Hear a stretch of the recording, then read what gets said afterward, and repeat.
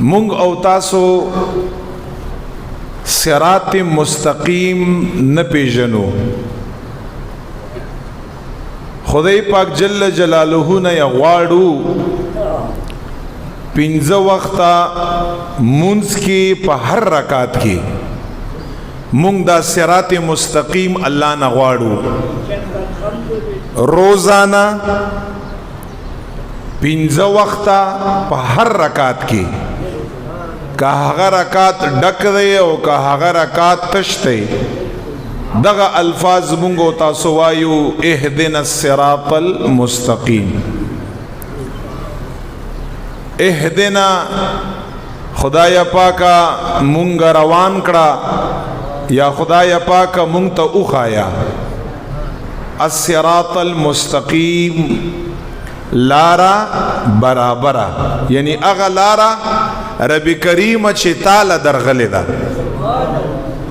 هغه لارا حضور مبارک علیه السلام چې تعالی درغلی ده هغه لارا چې هغه د هدایت لارا ده هغه لارا چې هغه د کامیابی لارا ده هغه لارا چې هغه د جنت لارا ده هغه صراط مستقیم.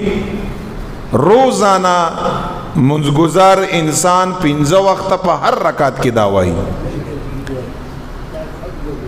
خو په کار دا ده چې ما او تا خو او پیژنو کنه چې زه دا څه شی خدای پاک نه غواړم دا غي څه شی.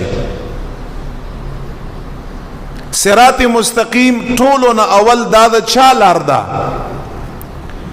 او دا څنګه لار ده او صراط مستقیم با چې خدای پاک نه ماو تا غواړو دا به ماو تا ته څنګه ملاوږي.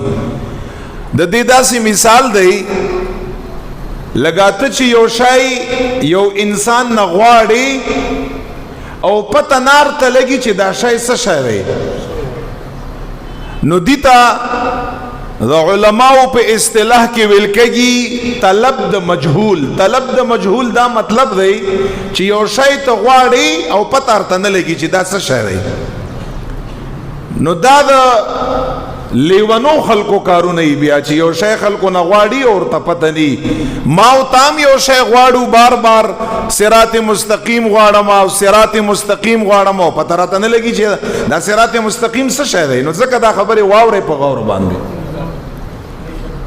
نن بصراط مستقیم د قرآن کریم په زبان کې چې په خپل باندې رب متعال په خپل باندې دا نه چې ز یا بل یا فلا هغه پکې دای او هغه پکې دای رب پکې سي رب سوای چې صراط مستقیم دا د چا لار ده دا د کوم خلکو لار ده بس هغه پسې روان شه.